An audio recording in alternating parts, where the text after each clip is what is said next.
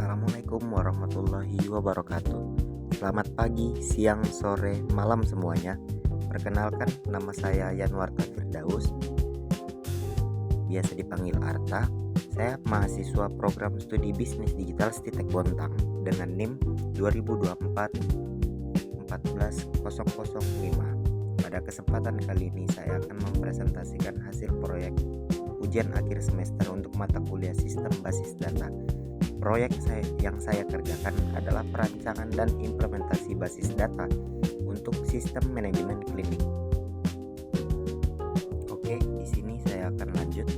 Sebelum lanjut, saya akan menjelaskan sistem manajemen klinik ini dirancang untuk mempermudah pengelolaan data pasien, dokter, dan praksis pemberian obat. Berdasarkan analisis kebutuhan, saya telah merancang basis data dengan 5 entitas utama, yaitu ada tabel dokter. Tabel dokter menyimpan informasi identitas dan spesialisasi dokter. Tabel yang kedua, ada tabel pasien berisi data rekam medis dasar pasien. Dan lanjut yang ketiga, tabel obat mengelola inventaris obat beserta harganya. Dan tabel yang keempat, tabel pendaftaran mencatat setiap kunjungan pasien dan dokter yang menangani. Berlanjut, tabel yang terakhir, tabel resep detail.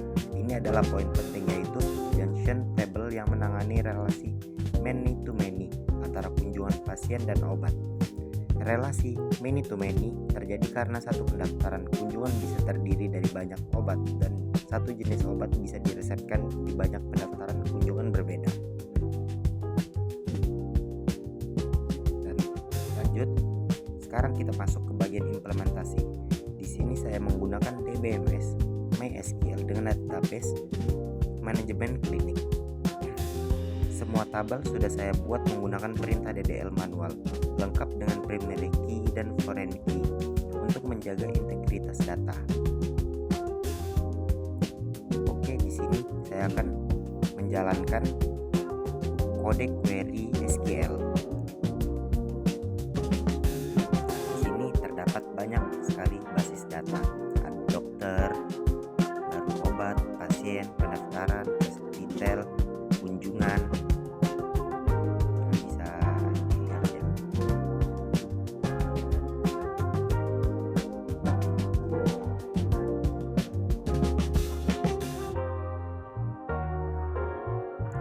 Dan kita lanjut ke SQL-nya. SQL yang pertama yang saya tampilkan adalah daftar kunjungan. Sebenarnya ini query menggabungkan tabel pendaftaran pasien, dokter, dan obat secara sekaligus. Hasilnya menampilkan informasi lengkap: siapa nama pasiennya, siapa dokter yang memeriksa, dan apa obat yang diberikan. Ini sangat berguna untuk laporan harian klinik. Dan yang kedua, ini menampilkan dokter yang menangani lebih dari satu pasien. Kita cek ya. Nah, bisa dilihat tujuannya agar admin klinik bisa langsung mengecek dokter siapa yang bisa mengecek lebih dari satu pasien.